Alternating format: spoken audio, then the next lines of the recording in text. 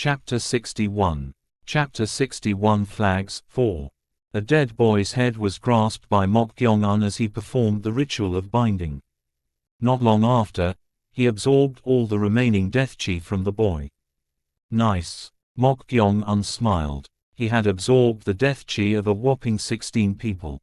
Even without sealing his meridians to gather it in his dantian, his entire body's blood vessels were brimming with chi. He seemed to be quite lucky. 11 of them had died fighting each other from the start, and the remaining 5 were considerably fatigued. As a result, he could kill them without exerting much effort.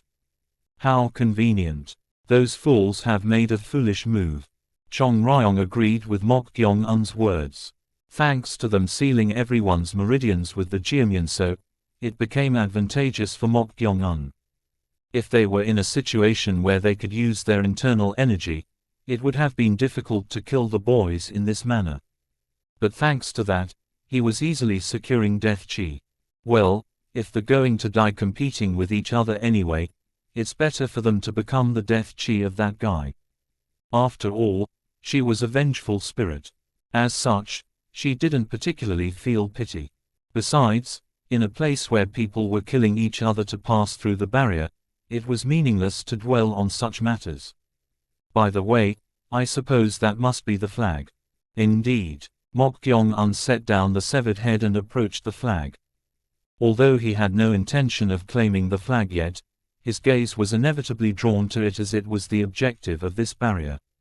What will you do with the flag? If you're not going to take it now, break it and throw it away.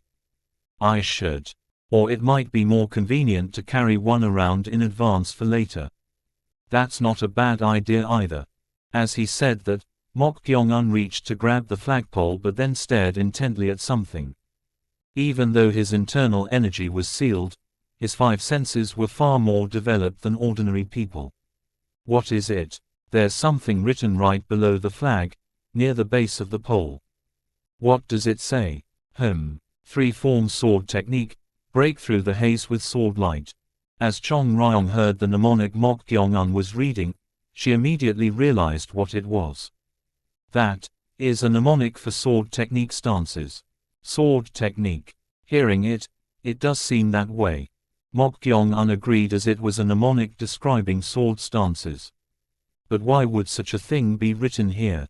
Read the rest. Unattached thread connects, sword and man as one, spirit moves unhindered. As he continued reading, Gongan said, "That's it." What? That's it? Jeong questioned, and Gongan asked as if puzzled. Is there a problem? The stances seem to be cut off midway. Cut off midway? Yes. If these are the only stances, then the Gokji, Sinju, Gonryan, and Wijung acupoints would have gaps. So it's an incomplete set of stances. It doesn't seem like that's the case. Rather than an advanced sword technique, seeing how it focuses on the fundamentals and the stances don't overlap. Seeing how, it seems like it was created for a sword formation. A sword formation, like arranging swords in a formation. Yes, but with only these stances, the weaknesses are glaringly obvious, so even if you make a sword formation, it would be shoddily put together. Shoddily put together. What an interesting expression. I didn't say it to be interesting. In any case, there must be a reason for deliberately writing an incomplete sword technique here. Gongan nodded in agreement with Jeong's opinion. Just as the steel marbles had numbers engraved on them, this was likely a hidden task of the barrier. Gongan, who had been intently staring at the mnemonic, said, "There may be more to these flags than meets the eye. Didn't they say there were 40? That's not what I meant. I'm talking about types." Types? Yes. Could there possibly be other flags with the remaining stances written on them? Oh ho, that's quite a plausible idea. This time, Jeong agreed with Gongan's words. It was quite likely. If, as you say, the stances hidden on the flags are of 2 types, then those who discover this will inevitably try to find other flags rather than just defending their own. I think the same. 2 types of flags. It didn't end with just finding one flag.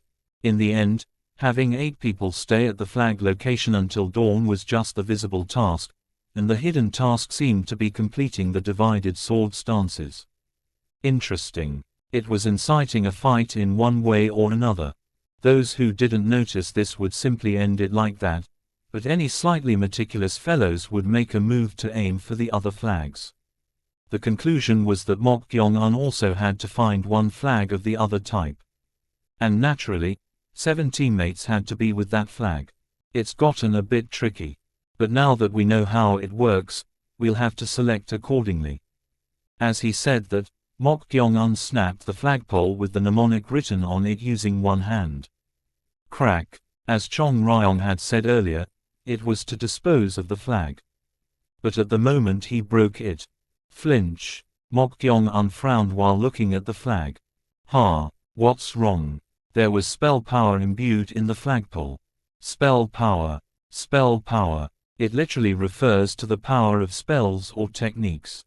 Jeong, who had become more sensitive to various types of chi after absorbing death chi with reverse cycling and learning spells, felt it. However, Chong Ryong, who was inside a wooden puppet and unable to sense spell power, asked, "Could it be a trap? It doesn't seem like that. If it were a trap, the spell power would have remained intact." But the fact that the spell power disappeared the moment the flagpole was broken meant that. Just then, a sound like a horn echoed throughout the entire mountain. Judging from the regularity of the sound, it seemed like a signal. Kukukukuk. Hearing this, Jeong lightly crushed the broken flagpole with one hand and muttered, "There must be something else besides this." Not far away, at a place where a flag was planted on a mountain ridge, another battle for the flag was about to unfold. A group of 8 who had discovered it first was trying to defend the flag, while a group that arrived later was attempting to seize it from them. The group of 8 defending the flag here was none other than those led by a boy named Jeong from Vermilion's Slaughter Valley. Thwack. Ugh. A boy who was hit by Jeong's swift kick was sent flying backward. Shit. He's too strong.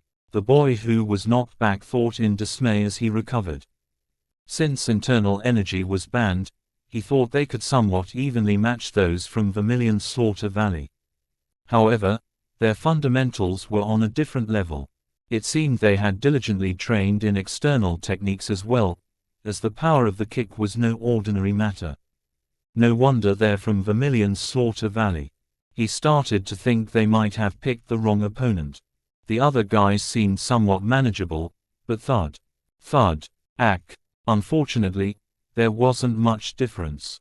Anyone could see they were being pushed back. They were no match from the beginning. Even Jeong from Vermilion's Slaughter Valley seemed to realize the difference in skill level as he gestured and taunted. "Hey, if you're going to charge in, at least show some persistence." Shit. They were angry but couldn't do anything about it. Crack. Cook. No. One of the boys had his neck broken by a boy from Jeong's group and was defeated. Not much time had passed since they charged in, but 2 had already lost their lives. If they suffered any more losses, the group would be annihilated. The leader of the boys, judging that it was hopeless, shouted, "Retreat." At the leader's cry, the other boys who had been desperately trying to seize the flag seemed to agree as they fled without looking back. Jeong from Vermilion's Slaughter Valley smiled bitterly and muttered, "Who says you can leave?" Charging in was up to them, but did he seem like someone who would let them go easily? He had to kill them all and make an example out of them so that other guys wouldn't thoughtlessly aim for their flag. Capture them all. Thwack. Ack. Exclamation mark question mark. Just then, Jeong from Vermilion's Slaughter Valley shut his mouth. What was that just now? A boy who was attempting to flee the fastest towards the opposite bushes suddenly disappeared with a scream as a dark shadow swept by. A momentary silence fell. From the boys who were trying to pursue with rising killing intent to the boys who were trying to escape, they all looked at where the shadow had passed with startled eyes. Crunch. Crunch. The bushes rustled and sounds of something being chewed could be heard. That sound was horrifyingly ominous.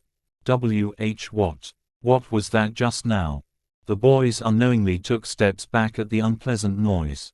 Then, a sound came from the rustling bushes. Oink oink. What was that? At first listen, it sounded like a pig's squeal. However, the bizarre glint faintly visible between the bushes was enough to make one shudder. The fleeing boys were taking steps back when the bushes shook. And then, something revealed itself from there. Exclamation mark, question mark. The expressions of the boys who saw it all stiffened identically. Thud. What extended hook-shaped front legs was not human. It resembled a wolf, but was also different. It seemed to be about twice the size of an ordinary wolf, with red fur on its head and rat-like, completely black eyes. What is this? A wolf. There are wolves like this. It's too big. Oink oink.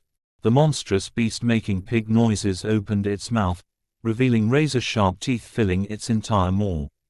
Gulp. A boy who swallowed dryly out of tension shouted, "Run away." The moment that cry ended, the boys turned their bodies to the right. Then, pounce. The red-headed wolf beast instantly caught up to the boy at the very rear and chomp. It bit into his calf. Then, with tremendous jaw strength, it thrashed the boy around. Thud. Thud. Ugh. It only thrashed him around a couple times, but the boy had already lost consciousness, either dead or passed out. His calf, nearly severed by the sharp teeth, was tattered. The wolf-like beast approached the boy's head and swallowed it whole. Crunch.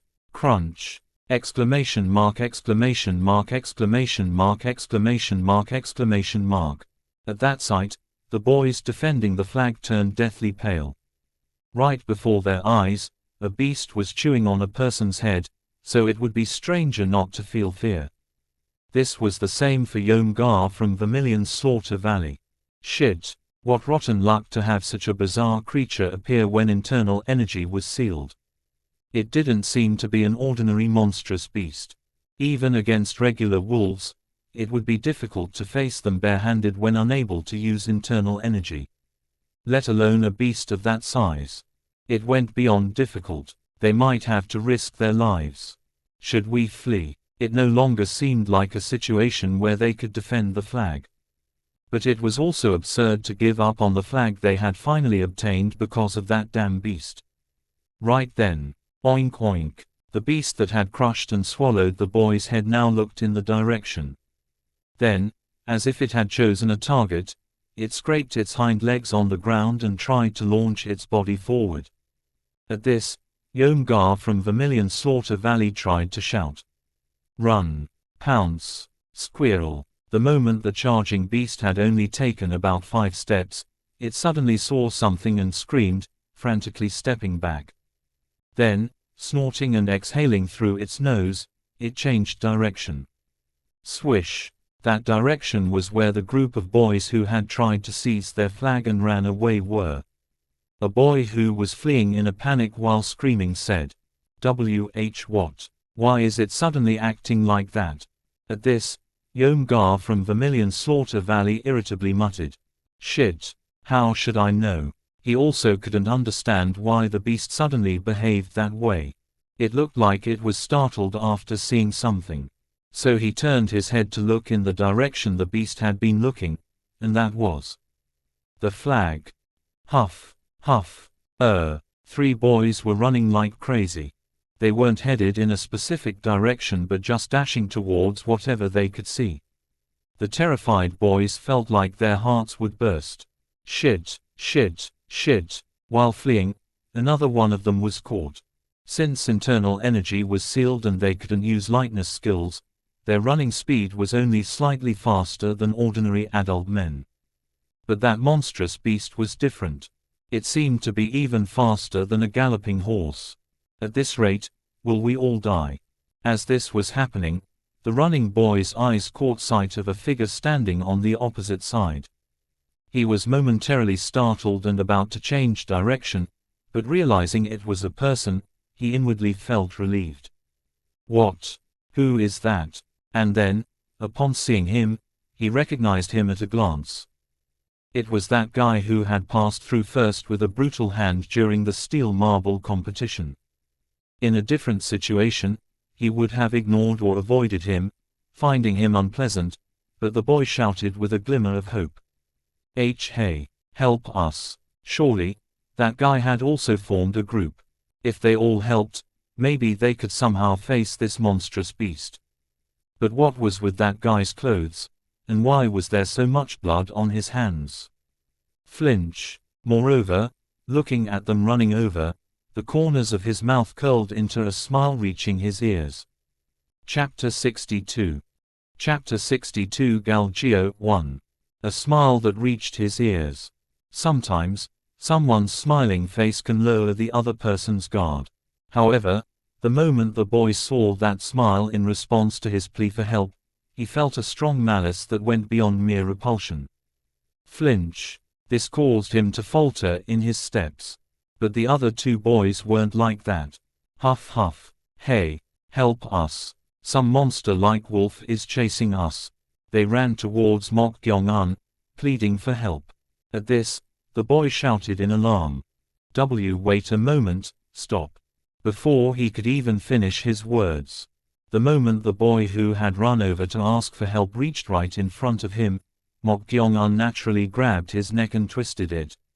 Crack. Cook. With a final scream, the boy with the broken neck collapsed to the ground. Startled by this sight, the other boys stumbled backward in shock. Hick. Thud. As Jeong approached the fallen boy. Why, you bastard, what are you doing? The boy who had stopped due to a bad feeling shouted. In response, Jeong laughed nonchalantly and lightly leaped, pushing his palm and kicking the head of the fallen boy who was trying to dodge backward. Crack. He kicked so hard that the boy's head was bent backward. The way his mouth gaped open, he seemed to have met his end. Seeing this, the boy was at a loss for words. This crazy bastard. Even if they were in a competitive relationship, this wasn't a situation where they were fighting over a flag. Yet he killed the other party who asked for help as soon as they met. What kind of madman does that? It was absurd.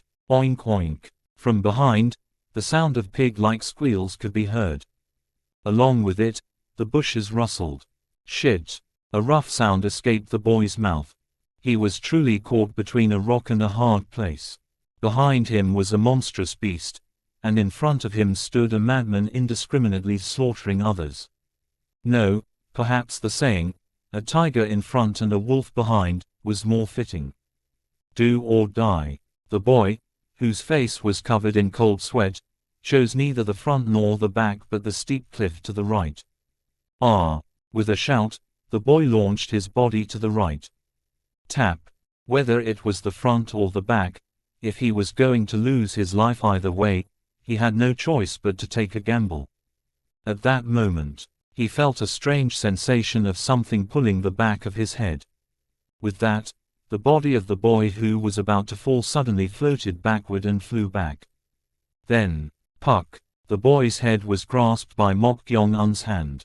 Exclamation mark question mark. The boy's eyes widened. What was this? It wasn't directly pulled by hand. Could it be the so-called empty space grasping, where a profound inner expert could pull objects or something with the true chi? Single quote ellipsis. That's impossible. It was hard to believe. How could this guy, who was the same age as him, possess such profound true chi? Moreover, their meridians were currently sealed by the Jianyanso. So how did he do it? At that moment, oink oink, along with the pig-like squeals, a large wolf with a red head and rat-like eyes emerged through the bushes. Between its bared sharp teeth was a mouthful of bloody flesh.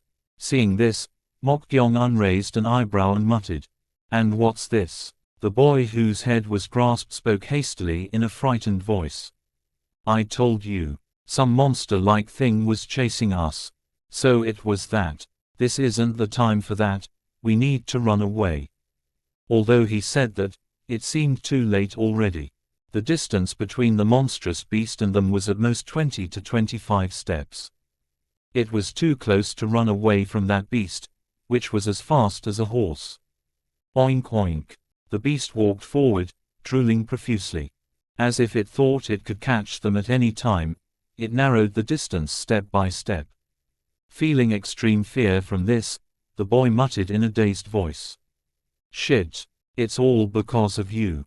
Tap. Before the boy could finish his words, Mokgyong released his hand from the boy's head and quickly formed hand seals. Puck, puck, puck, soldier, fight, rupture, formation. They were the hand seals of the 9-character vitality technique. What the is he doing? As the boy wondered, Mokgyong made a square with the index and middle fingers of both hands and aimed it at the approaching beast. Then, swoosh, 4 invisible pillars soared around the approaching beast. At that moment, Mokgyong said softly, 4 peaks linking technique. Then, surfaces were created by the 4 pillars that had become terrifyingly thick. The boy couldn't see it, but it was clearly visible to the beast's eyes that this had blocked it, so it stopped and rolled its eyes.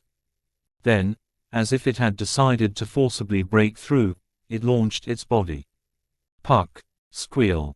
The beast that had launched its body like that crashed into something and bounced back. What? The boy couldn't understand this sight.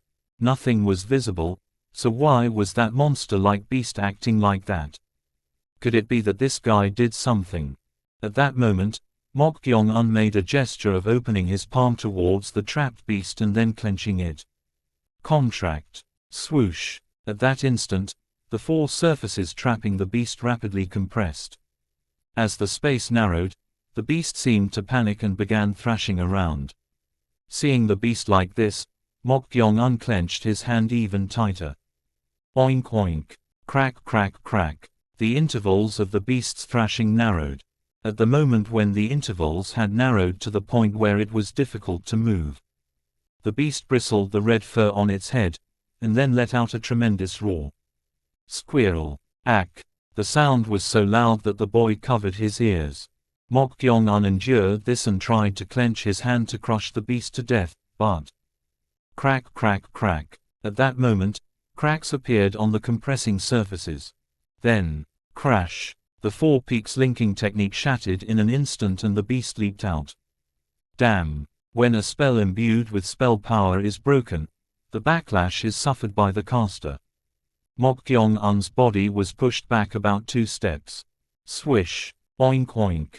The beast that had leaped out excitedly scraped the ground with its feet and let out a fierce roar. Hick. At this, the boy who had been covering his ears panicked and tried to back away while supporting himself with his hands. However, the beast that had leaped out, contrary to its fierce roar, stared intently at Mokgyong-un, then turned its body and disappeared into the bushes as if fleeing. Huff, huff, ha. Seeing that sight, the boy who had been frightened let out a sigh of relief. It was hard to believe even after experiencing it. To think he had driven away such a monster-like being in a bizarre way.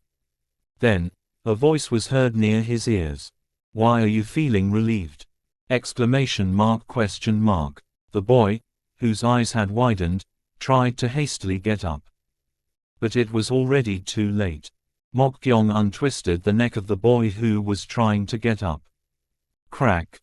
After the boy died, Mokgyong unabsorbed the death chi starting from the boy he had killed first using the tak ritual. It was because the longer it took, the more death chi would dissipate. Only after finishing absorbing the death chi did he open his mouth. That red-headed wolf from earlier, what was it? Well, it's my first time seeing it directly, but judging from its appearance and pig-like squeals, it seems to be a galgeo. Galgeo. It's a man-eating fierce beast that inhabits the northern sea near Mount Beihao. I know it's a man-eating beast. Its appearance alone was completely different from ordinary beasts.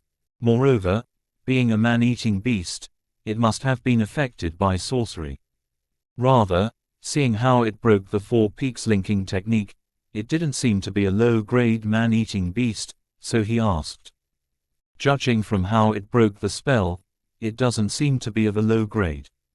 According to sorcerer Jeong, the Four Peaks linking technique was originally created to eliminate vengeful spirits, so it could only handle the lowest grade of monstrous beasts. The grades of man-eating beasts were divided into vicious beasts, monstrous beasts, demonic beasts, devil beasts, spiritual beasts, and supreme beasts. To mock Gongan's words, Jeong replied, "I heard that a mature galgeo is called a monstrous beast. However, based on its size earlier, it's not fully grown yet." It's not fully grown. Yes. Even so, it will be incomparably stronger than ordinary vicious beasts. It probably possesses strength somewhere between a fierce beast and a monstrous beast. As I thought, that seemed to be the reason why the Four Peaks linking technique was broken. It exceeded the capacity that the technique could handle. For a man-eating beast like the galgeo, it was nothing more than a way to buy time, so there was no need to use this technique. Mok Gongan got up from his spot and said, "This is troublesome. Why? Are you suddenly scared now that you can't use your internal energy and the spells you learned don't work well? If that's really the case, I will." "No, that's not it. I think we need to hurry. Hurry. Before that man-eating beast interferes with my meal, I should move more diligently. No, it might be better to deal with it first." So that was his perspective. He was worried that the man-eating beast would kill more boys than him. Jeong clicked her tongue inwardly. Meanwhile, the group led by Jeong from Vermilion Slaughter Valley was moving cautiously. However, 3 of them were grunting while jointly carrying the lump of metal at the bottom of the flag, and the rest were sticking close to them in a circle.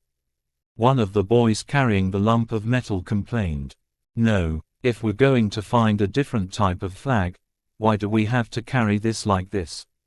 Can't we just break off the upper part and go?" In response to the boy's complaint, Jeong from Vermilion Slaughter Valley urged, "Stop grumbling and do as you're told. If my prediction is correct, you guys will have to thank me." At these words, the boys shook their heads from side to side. Did it make sense to them that the monster-like beast avoided them simply because it was scared of the flag? No matter how much they thought about it, they couldn't understand. Rather than inefficiently carrying the flag like this, they thought it would be better to just break the flagpole and move quickly to seize or find another flag. But then, as they were doing that, a sound was heard from somewhere. Oink oink. Startled by the sound, they stopped in their tracks. It was definitely that thing. Rustle rustle. The bushes in the northwest direction rustled, and soon the beast revealed itself. Seeing this, the boys were about to put down the flag they were carrying and prepare to run away, but "Stay still." Jeong from Vermilion Slaughter Valley dissuaded them.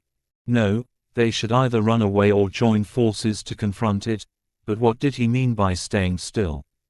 As they were thinking that, the beast looked at the flag they were holding, then raised its ears in alarm, turned its body, and went back into the bushes. The beast really ran away after seeing the flag. At this, Jeong from Vermilion Slaughter Valley spoke in a triumphant voice.